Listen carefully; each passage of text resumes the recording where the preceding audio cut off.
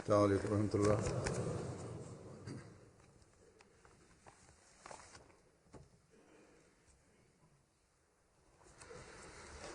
أشهد أن لا إله إلا الله وحده لا شريك له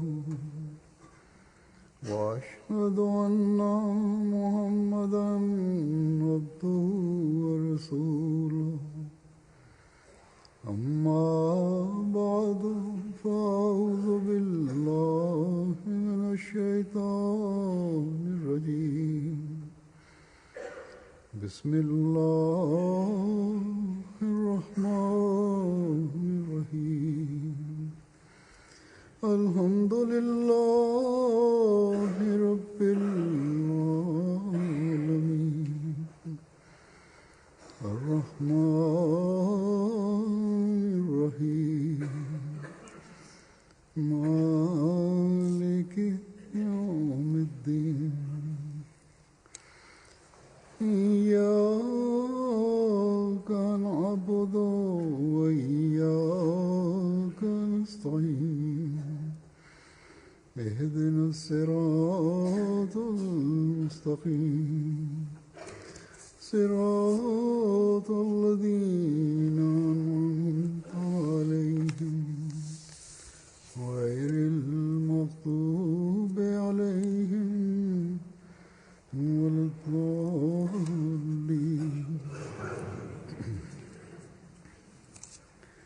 وجزاء سيئة سيئة مثلها فمن عفا وأصلح فأجره على الله إنه لا يحب الظالمين.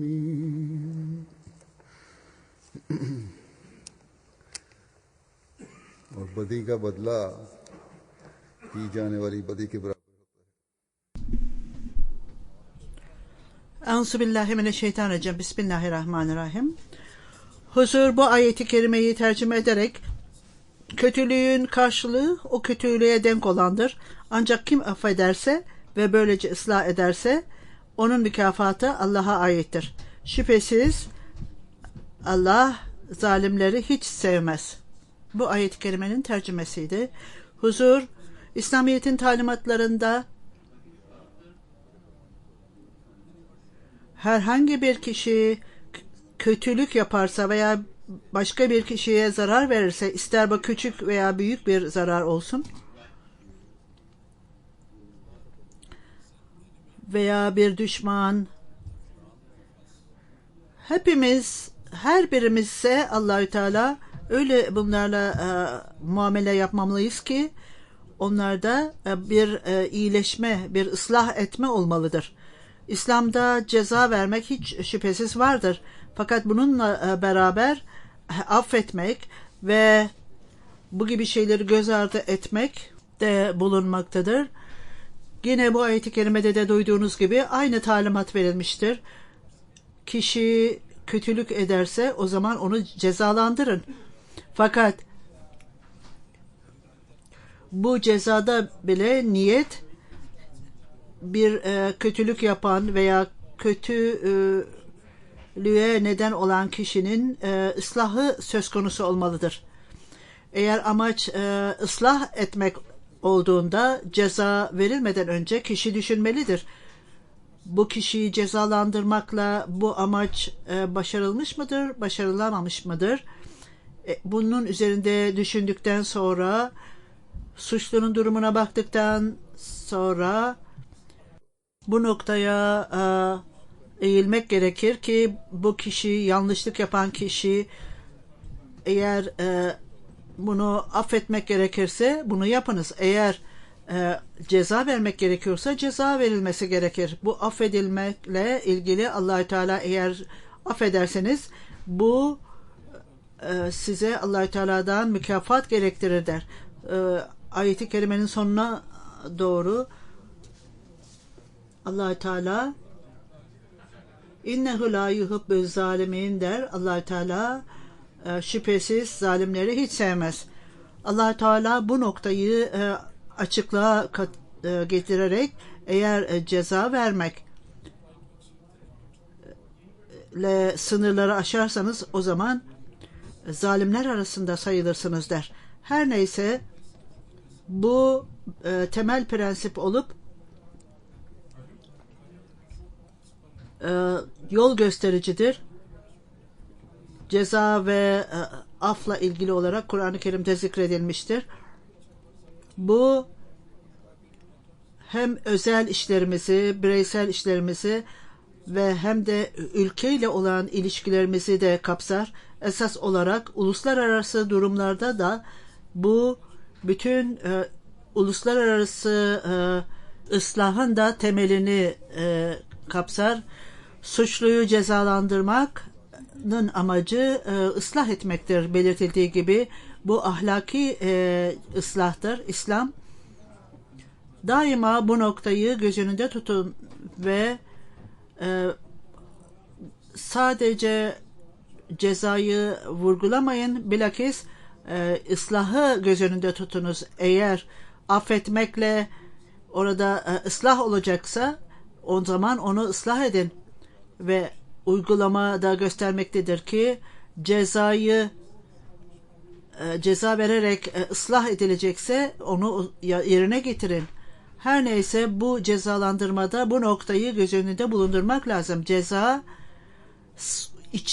işlenen suçun dengi olmalıdır. Aksi halde bu suçtan daha fazla ceza verilirse o zaman yine kendisi bunun zulmetmek olacaktır ki bu da iyi değildir, aşırılığa gitmektir ve Allah-u Teala bundan hoşlanmaz. İslam'da geçmiş dinlerde de olduğu gibi iki aşırılıktan bahsedilmemiştir. İyi bir örneği Resul-i Ekrem sallallahu aleyhi ve sellem'in hayatında görmekteyiz. O suçlunun ıslahı olduğunu gördüğünde bütün o düşmanları affetmişti. Onun çocuklarını, onun sahabelerini affetmişti. Burada yapılmayan hiçbir suç yoktu. Düşmanlar af dilediğinde ve Allah-u Teala'nın kurallarına ve peygamberin kurallarına göre biz hayatımızı bunun gibi böyle geçireceğiz dediklerinde Resul-i Ekrem sallallahu aleyhi ve sellem onları dinleyince hepsini affetmişti. Belirtildiği gibi Hazreti Zeynep Resul-i Ekrem sallallahu aleyhi ve sellem'in kızı, hadiste de belirtildiği gibi Esved ona saldırdığında o hamileydi ve bu saldırıdan dolayı yaralandı ve ayrıca çocuğunu da düşürdü.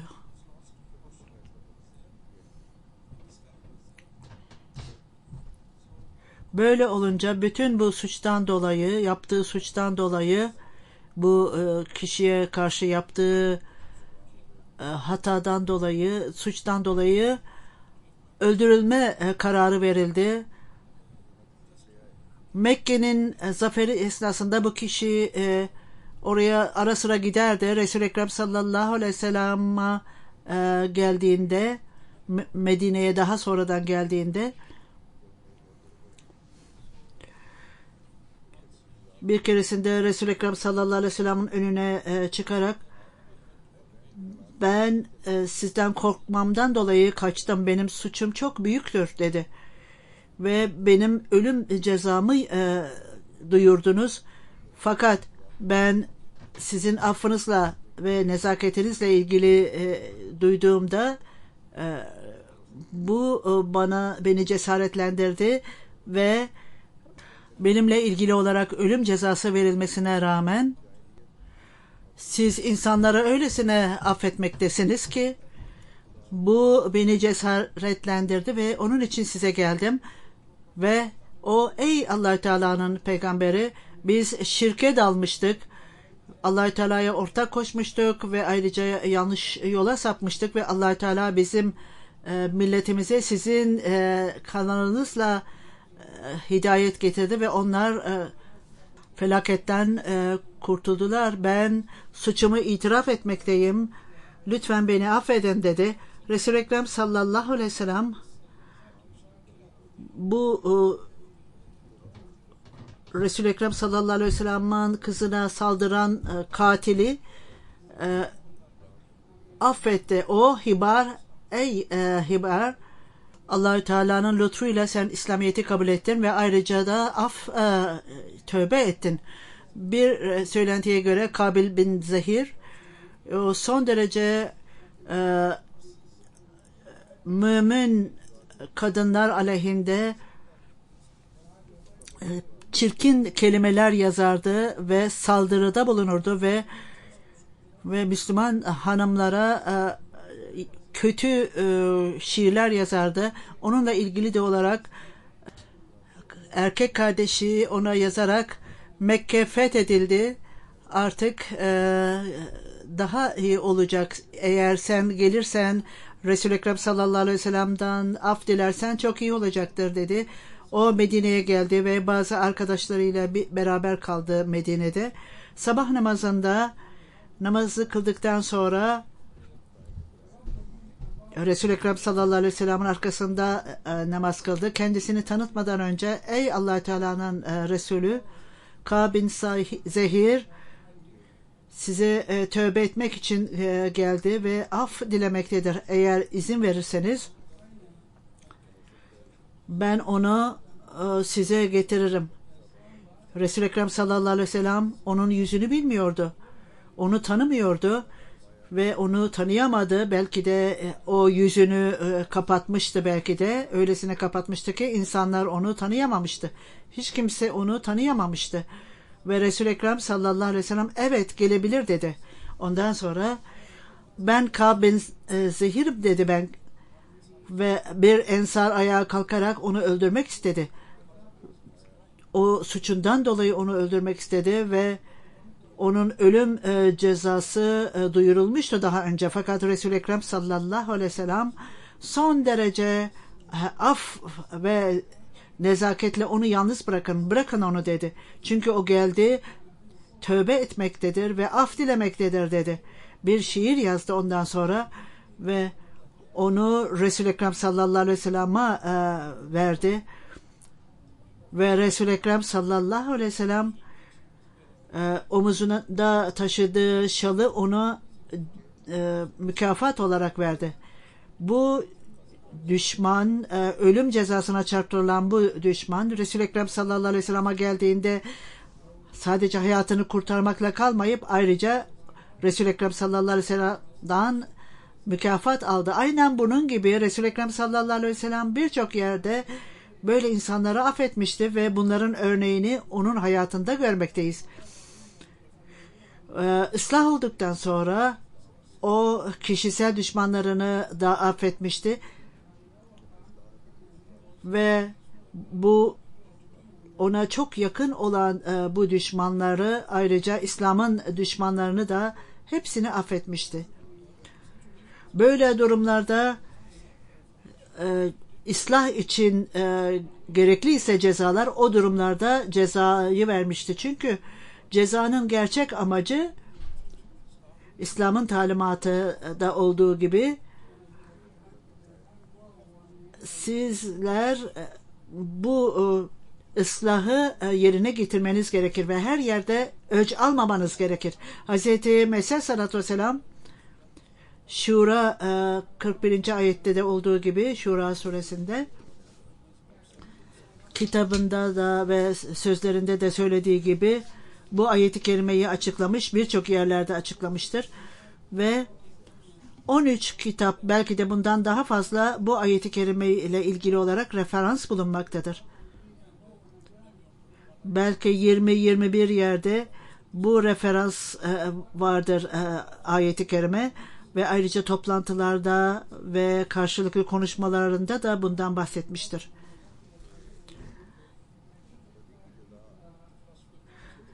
İslamiyet'in öğrettiği Esaslar adlı kitapta ve affetmenin veya ceza vermenin felsefesinden bahsettiğinde kötülüklerin cezalandırılması yapılan kötülüğün karşılığı kadar olmalıdır. Kişi günahları affettiğinde, kötülükleri affettiğinde öylesine affedecektir ve bunun sonucunda da herhangi bir artık kötülük yapılmayacaksa aynen o doğru vakitte yapılırsa ona mükafat verilecektir.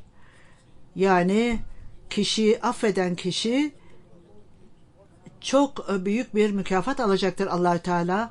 Bu ayeti kerimede açıkça belirttiği gibi Kur'an'ın talimatı herhangi bir adaletsizlik olmaksızın bulunmaz. Her zaman bu kötü amellerle karşı karşıya gelmekle bu kötü insanlara ceza verilmemelidir dememek gerekir. Burada duruma bakmak lazım. Acaba bu ceza verme zamanı mıdır yoksa affetme zamanı mıdır? Bu hem suçlunun lehine hem de başka insanların lehine en iyi olan nedir? Bu durum edinilmelidir. Bazen affetmekle kişi kendini ıslah eder. Bazen suçlular affedildiğinde daha da ileriye gider bazen. Allahü Teala aynen kör insanları gibi günahları affetme alışkanlığına gitmeyiniz ve onlar daima affetmemelidir. Bu talimatın üzerinde durunuz ve daima ıslahı göz önünde tutunuz ve hangi yolla daha iyidir? Acaba affetmek mi daha iyidir, ceza vermek mi daha iyidir? Hangi hangi hareket o talimata uygunsa bunu uygulayınız. İnsan işlerine bakarak bazen açıkça göstermektedir ki bazı insanlarda nefret vardır. Ve onlar geçmiş atalarının nefretlerini hatırlarlar ve bazen de insanlar bu affetmeyi öylesine aşırılığa götürürler ki bu da aşırılığa öbür tarafa gider. Aşırı yola gider. Böyle affetmek, bu insanların yaptığı affetmek, bu ahlaka da aykırıdır ve onlar iyi bir hayatı iddia ederler. Bazı insanlar ise onlara baktığında nefretle bakarlar.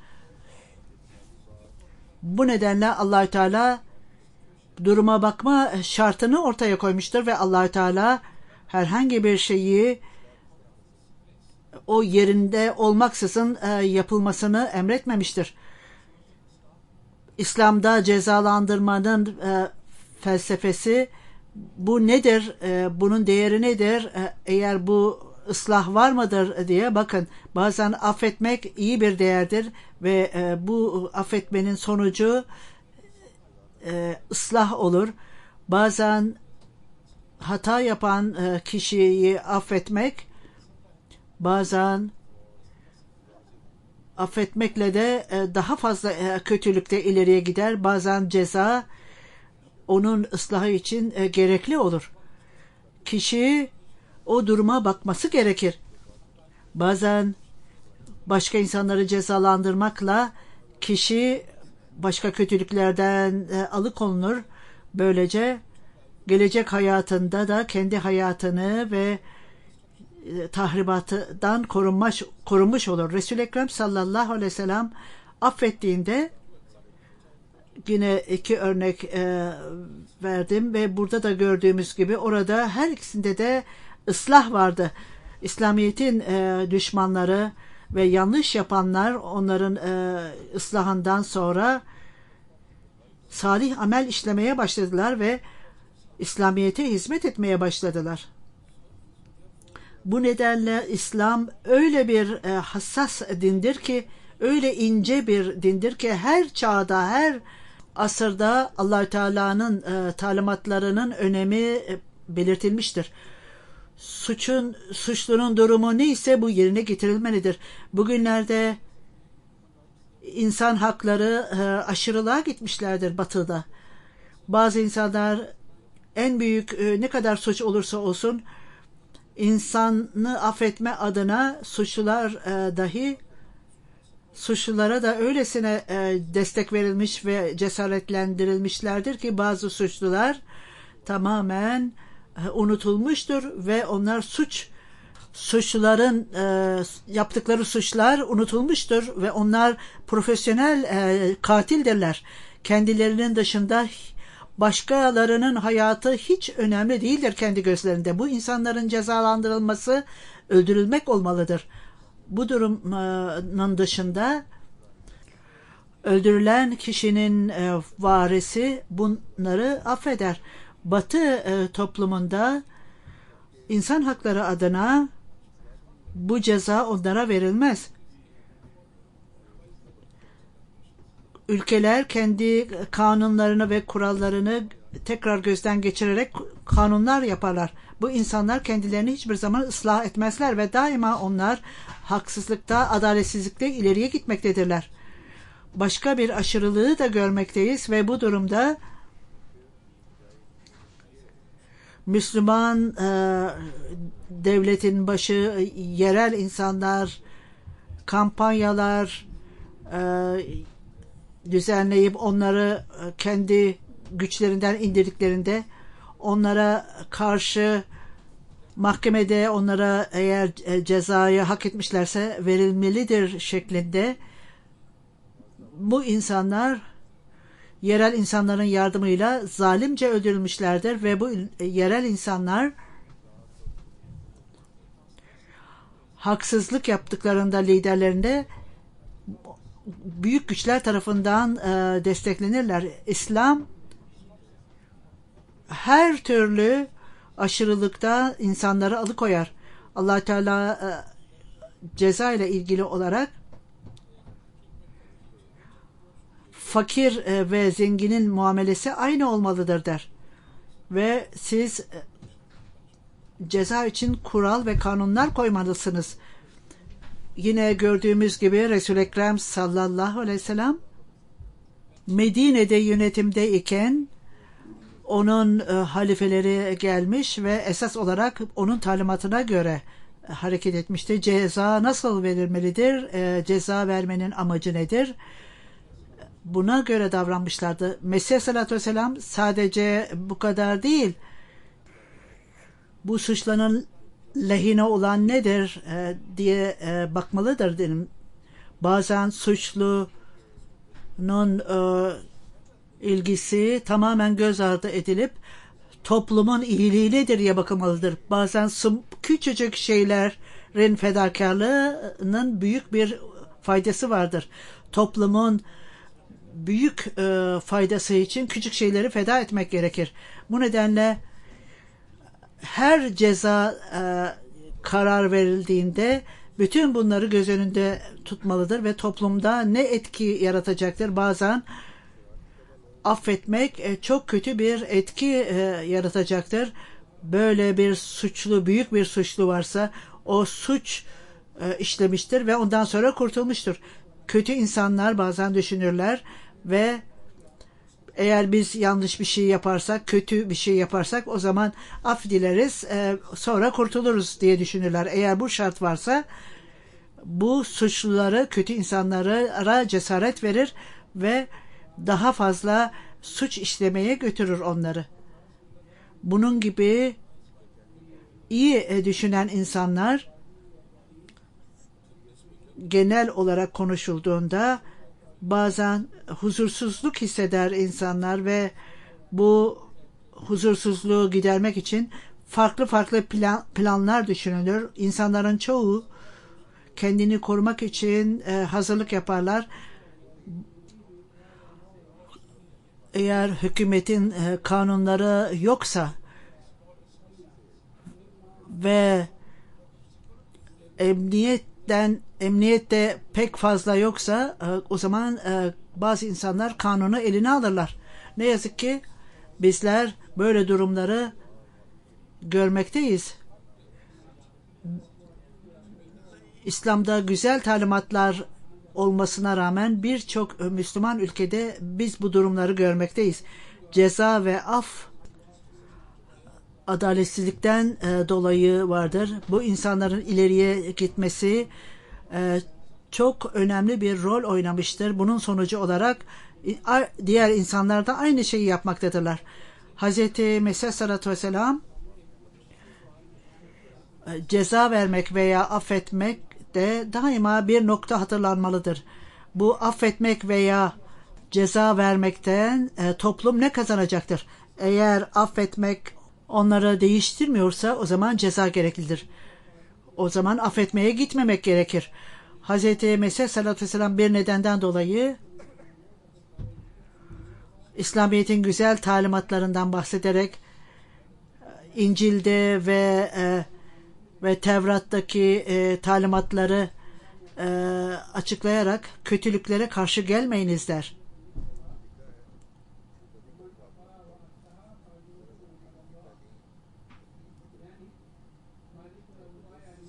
Ve o İncil'de şöyle yazılmıştır. Kötülüklere karşı gelmeyiniz çünkü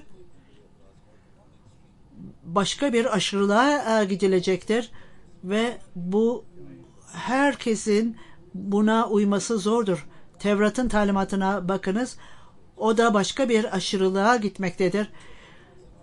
Sadece bir taraf vurgulanır. Katilin öldürülmesi eşit olarak göze göz, dişe diş den bahsedilmiştir. Hiçbir zaman affetmekten bahsedilmemiştir. Esas sorun bu talimatlar o sınırlı zamana ve sınırlı insanlarla ilgiliydi.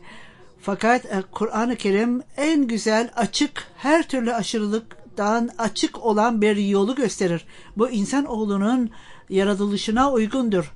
Örneğin Kur'an-ı Kerim'de cezaüs sayyaten misluha fema afaha ve aslaha fecrül alallah der.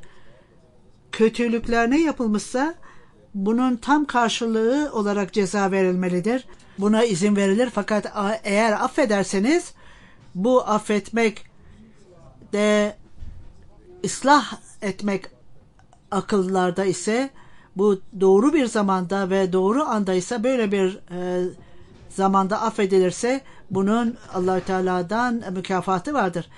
Burada ne güzel bir talimat vardır. Burada hiçbir aşırılık yoktur. Cezadan bahsedilmiş, affedilmekten de bahsedilmiştir. Her ikisi de beraberce bahsedilmiş olup bu nokta açıkça göstermektedir ki affetmekle Allah-u Teala'dan mükafat alacaksınız denir. Üçüncü nokta Kur'an-ı Kerim'in bahsettiği budur.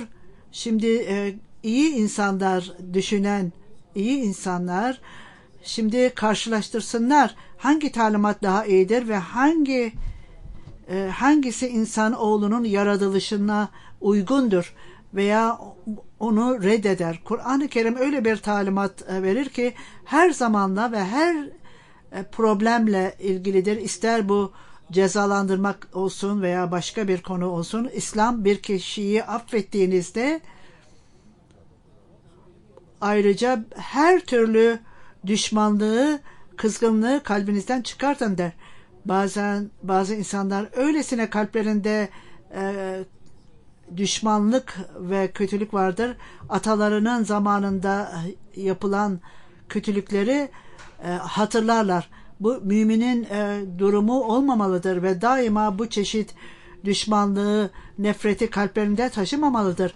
Resul-i Ekrem sallallahu aleyhi ve sellem'in durumunda onun asil örneği bizim önümüzde, gözümüzün önündedir. Uhud Savaşı'nda Ebu Süfyan'ın hanımı Hind, Resul-i Ekrem sallallahu aleyhi ve sellem'in amcasını öldürmüş ve onu parça parça etmişti ve ayrıca bedeninin parçalarını çıkartmıştı. bu adaletsizliğin en yüce noktasına gitmişti. Diğer taraftan Resul-i Ekrem sallallahu aleyhi ve sellem'in örneği öylesiydi ki Mekke'nin zaferi sırasında Hint yüzünü kapatarak gelmiş. Aksi halde oraya gelemezdi. Bu işlediği suçtan dolayı bir katilin suçu öldürmek olacaktı. Fakat o geldi ve Müslüman oldu. Ve ondan sonra belli sorular sormaya başladı. Ve Resul-i Ekrem sallallahu aleyhi ve sellem onun sesinden tanıdı ve sen Ebu Sufyan Hind'in hanımı mısın dedi. Evet dedi. Ey Allah-u Teala'nın Resulü,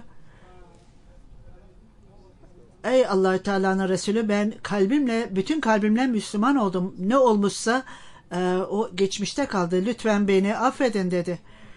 Resul-i Ekrem sallallahu aleyhi ve sellem onu affetti ve öylesine bundan etkilenmişti ki onun durumu tamamen değişmişti.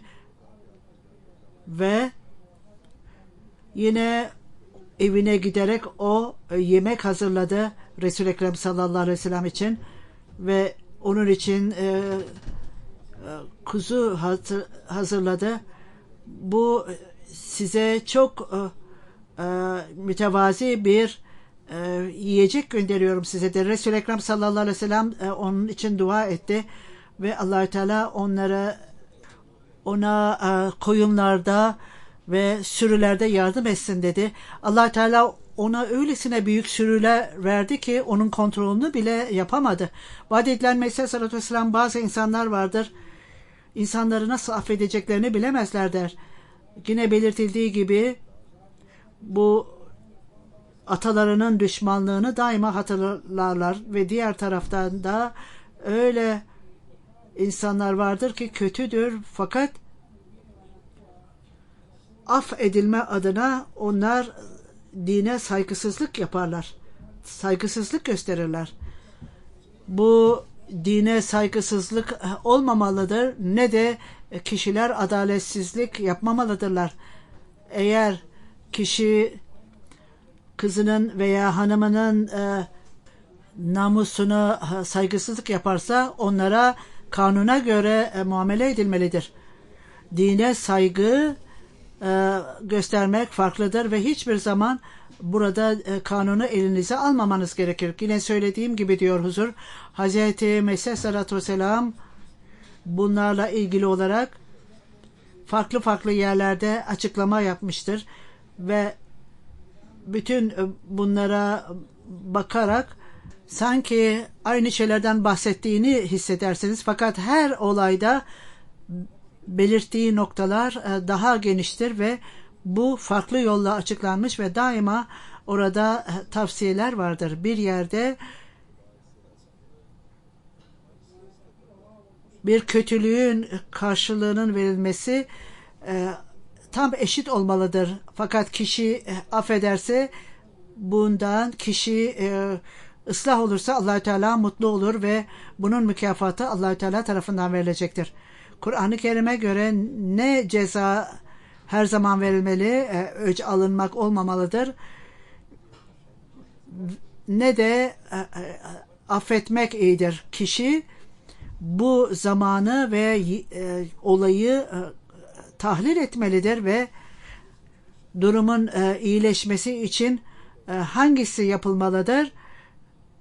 Yoksa bütün aşırılığa gitmemelidir. Kur'an-ı Kerim'in talimatı da budur. Kimde bir niyet varsa ve bu kişinin amacı ıslah etmek ise ve hiçbir şekilde kişinin iyiliği yoksa ve Allah Teala bu insanlardan mutlu olmaz ve bütün bunlar akılda tutulmalıdır. Dine saygısızlık olmamalıdır ve öyle ki kişi her türlü aşırılığa gitmemelidir. Allah Teala bu yolla veya öbür yolla razı olamaz. Kişinin öc alma duygusu vardır ve dışarıdan affettiğini söyler. Duruma göre ceza vermek veya affetmek yerine getirilmelidir. Cemaatin idarecileri de bu noktayı göz önünde tutmalıdır. Genel olarak bunlar akılda tutulmalıdır. Eğer kişinin aleyhinde bir karar alınmışsa veya tavsiyede bulunmuşsa bunu öc alıyor diyemem. Fakat bazen öyle ki bunu tavsiye eden kişiler, öneren kişiler sertliğe karşı eğilimleri vardır. Ve bazen insanlar öyle yumuşak olurlar ki affetmeye yönelirler ve bu da problem yaratır. Ne ceza ne de affetmek tavsiye edilir. Esas olarak Allah-u Teala'nın rızasını kazanmak esas nokta olmalıdır. O anda gerçekten o amaç ıslah etmek olmalıdır ve bu amaçla gerekli olan departmanlar çok iyi çalışmaları gerekir. İster umura ama olsun, ister kaza olsun, bütün meselenin derinliğine gitmeli ve ondan sonra öneriyi ve kararı vermelidirler.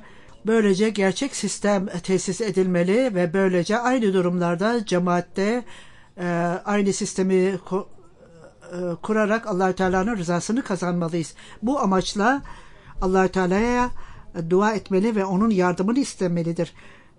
Karar verildiğinde Allah-u Teala'nın yardımıyla olmalıdır ve böylece bütün bu kararın kötülüklerinden de insan böylece kurtulmuş olur ve kendi aleyhinde şikayet edilen kişi ve cemaatin idaresi de böylece korunmuş olacaktır. Herhangi bir karar, cemaatin verdiği karar cemaatte huzursuzluk yaratmamalıdır. Nesim-i Davet adlı başka bir kitabında aynı konuyu açıklar ve şöyle der Mesih Sallallahu Aleyhi ve Sellem: İslamiyet'i kritik edenler, gayrimüslimler, İslamiyet'in güzel talimatını bilmeleri gerekir. Bu açıkça belirtilmiştir ve bu öyle güzel bir talimattır ki başka bir dinde bulunmamaktadır. Eğer bir kişi size zarar verirse, bir örneğin dişinizi kırarsa veya gözünüze zarar verirse bunun karşılığı eşit olmalıdır. Fakat bunu affederseniz bunun sonucu ıslah gerçekleşirse, örneğin kişi aynı şeyleri artık yapmaktan bırakırsa bu kötü alışkanlıkları, suçlu aynı şeyi tekrar etmezse bu durumda affedilmesi durumunda bunun mükafatı Allah-u Teala tarafından verilecektir. İlk önce Allah-u Teala her iki şeye de dikkat eder. Hem affetmek hem de ceza vermek. Her ikisi de zamanla ve zamanın uygunluğuna bağlıdır. Affetmek veya ceza vermek zamanın uygun oluşuna ve uygun vakitte uygun zamanda yapılmalıdır. Bu en güzel, en mantıklı bir karardır. İşte bütün bu prensiplerle evren çalışmaktadır. Kişi bazen sert olmalı, bazen de affedici olmalıdır. Biz bir çeşit yiyecek üzerinde durmayız. Bazen yiyecekler daha fazla enerji verir veya daha az enerji verir. Onun içindir ki yazın yediğimiz yiyecekler farklıdır. Kışın farklı yiyecekler yeriz. Bu örnekler verilmiştir. Aynı prensiplerle bu doğal bir kanundur. Bunları bu durumda da uygulamaya koymak gerekir. Soğuk havada farklı elbiseler giyersiniz. Kalın elbiseler. Aynen bunun gibi zamanın durumuna göre davranışlarımız da değişmelidir. Ve nasıl havaya göre, mevsime göre yiyeceklerimizi değiştirirsek yazın veya kışın elbiseler de yine değişir. Mevsime göre elbiselerimizi de değiştiririz. Bütün bunlar doğa kurallarına göredir. Aynen ahlaki durumlarımızda bu duruma göre olmalıdır ve sıcak havada yazın belki İnsanlar tamamen açık saçık giyerler ve kışın ise onlar kendilerini kapatırlar, başlarını sararlar. Bu çeşit elbiseler, eğer Müslüman bir hanım eğer kışın bunu kullandığında ve başını da kapattığında, yazın da kapatırsa başını, o zaman insanlar der ki bu havada bu kadınların hakkına aykırıdır derler. Bazen hükümetler de öylesine müdahale ederler ki duruma. Bu da aşırı bir müdahaledir. Yoksa bu bir ıslah değildir. Geçenlerde Başbakanın bir açıklaması vardı. Biz hanımların, ofislerde çalışan hanımların başlarını kapatması durumunda biz onları bu ofislerden, görevlerden alacağız demişti. Bu doğru değildir. Onlar aşırılığa gitmektedirler. Ve hiç şüphesiz bu karışıklık ve huzursuzluk yaratacaktır. İslam böyle kanunlar ortaya koymayın ve insanlarda huzursuzluklar yaratan kararlar almayınız. Öyle kararlar veriniz ki toplum için iyi ve insanlar için de iyi olsun. Böyle kararlarla Allah-u Teala mutlu olsun, razı olsun. Vaat edilen Mesih Aleyhisselatü Vesselam aynen bunun gibi davranışlarımız da değiştiği gibi farklı farklı durumlarda affedilme ve ceza vermek de olmalıdır. Bazen affedilmelik, bazen ceza verilmelidir. Eğer doğru dürüst yapılmazsa bu yanlıştır. Kısacası her durumda farklılık vardır. Kişi o durumun uygunluğuna bakmaksızın davranırsa o insan değil, hayvan gibi serttir. Zamanın durumuna göre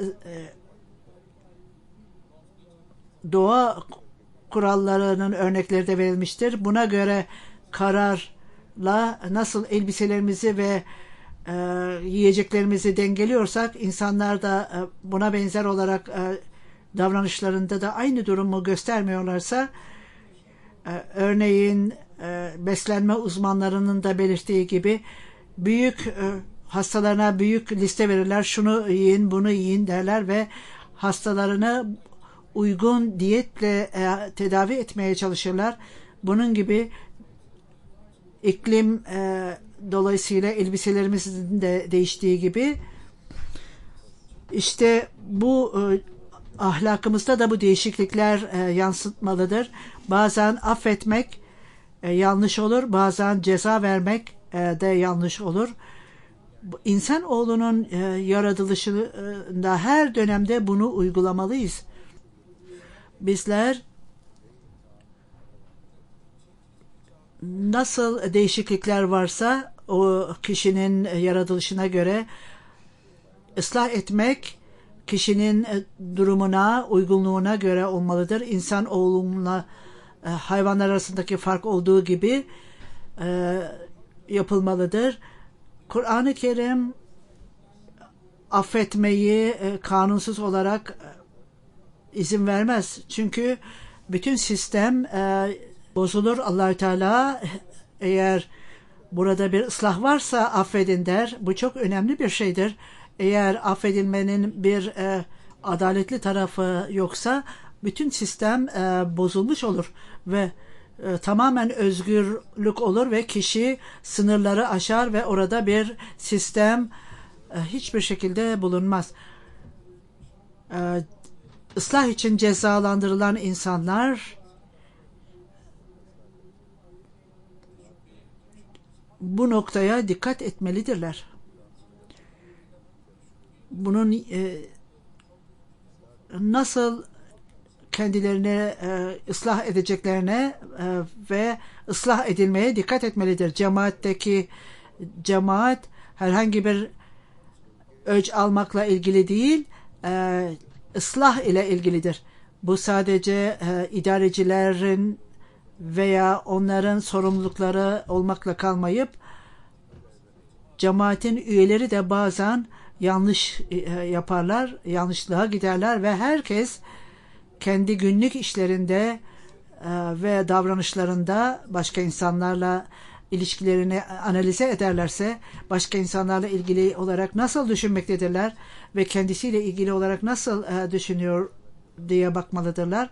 Burada güzellikler toplumda olur ve esas olarak her zaman insanlar her davranışların Allah-u Teala'nın rızasını kazanmak için yapılmalıdır diye bakılmalıdır. Eğer bu yapılırsa o zaman ıslah söz konusu olacaktır. Vaat edilen Mesih sallallahu aleyhi ve sellem bir yerinde kötülüğün karşılığı ceza vermektir. Eğer orada affetmek iyiyse ve niyet ıslah etmezse bunun mükafatı Allah Teala'nın elindedir. Eğer katil devamlı olarak öldürmeye giderse bu kişi cezalandırılmalıdır.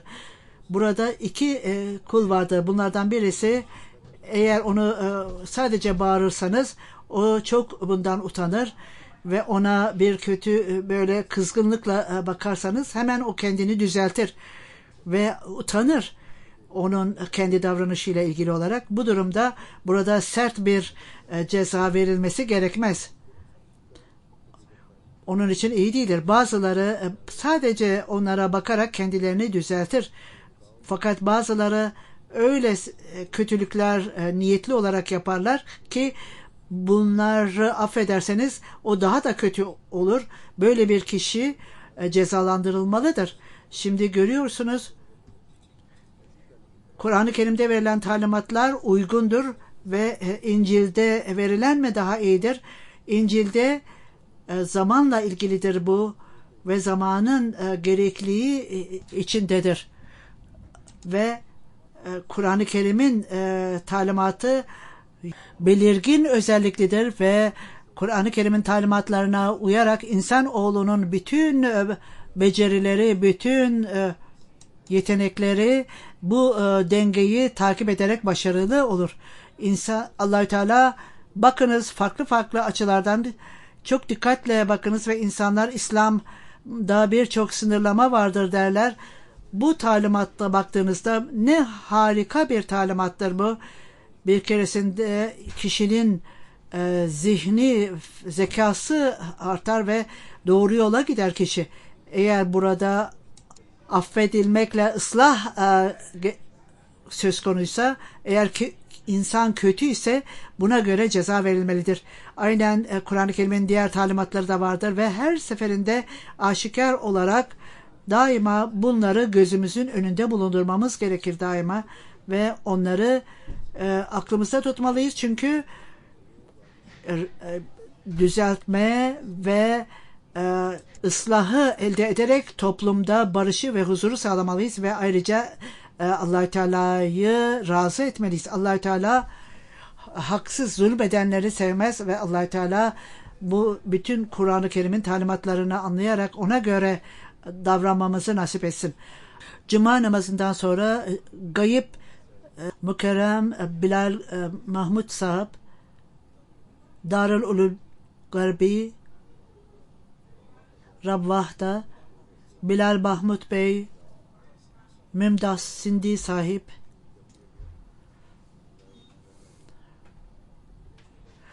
11 Ocak gecesi Rabvah'da şehit edildi. İnna lillahi ve inna ileyhi raciun. Evine gidiyordu işinden ve bilinmeyen motosikletle gelen kişiler ona ateş ettiler. Detaylara göre geceliğin saat 9'da dükkanından Bilal Market'ten evine gidiyordu. Dağ arasından geçen yol üzerinden birisi gelerek motosikletle ona ateş etti. Bilal Bey'in 5 mermi yarası aldı. Fazlı Ömer Hastanesi'ne götürüldü. Orada ilk tedavisi yapıldıktan sonra Faisalabad'daki hastaneye yollandı. Doktorlar daha henüz onu ameliyat yapmadan orada vefat etti. İnna lillahi ve inna ileyhi raciun. 1989'da doğdu. Mirpur hasta. Vakfino idi kendisi. İlkokulu, ortaokulu bitirdi. 2003 yılında babası vefat etti. Ondan sonra Rabvah'a taşındılar. 2008 yılında vakfını yeniledi ve Sadr Encümen Ahmediye'de çalışmaya başladı. Ölümüne kadar o işine devam etti. Akşamları kendi dükkanını açardı. Kısa bir süre için çalışırdı ve yerel cemaatte farklı hizmetler yaptı. Vasiyet sekreteriydi kendi bölgesinde ve 2015 yılında evlendi. Hanımı hamile bebek bekliyor. Allah-u Teala onun neslini, gelecek olan neslini nimetlendirsin.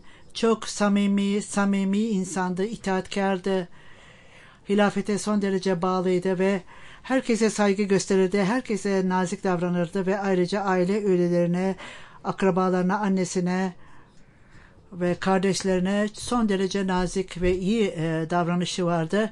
Arkasında Mubaşşira Bilal hanımını bıraktı ve ayrıca annesini ve kardeşleri de vardı, arkasında bıraktı.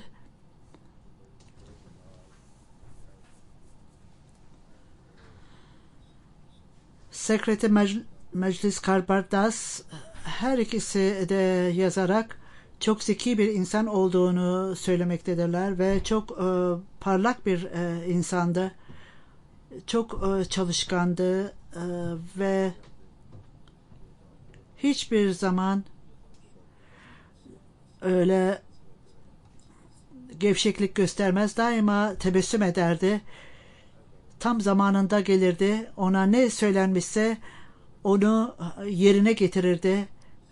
Ve böyle çalışanlar çok nadir bulunur. Daima tebessüm eden ve itaatkar, cemaat işlerine sabır ile çalışırdı.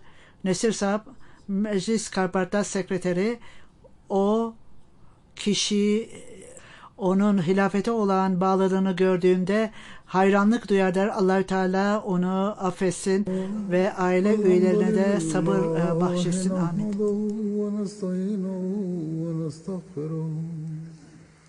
ونؤمن به ونتوكل عليه ونعوذ بالله من شرور أنفسنا ومن سيئات أعمالنا من يهده الله فلا مضل له ومن يضلل فلا هادي له ونشهد أن لا إله إلا الله ونشهد أن محمدا عبده ورسوله عباد الله رحمكم الله إن الله يأمر بالعدل والإحسان وإيتاء ذي القربى وينهى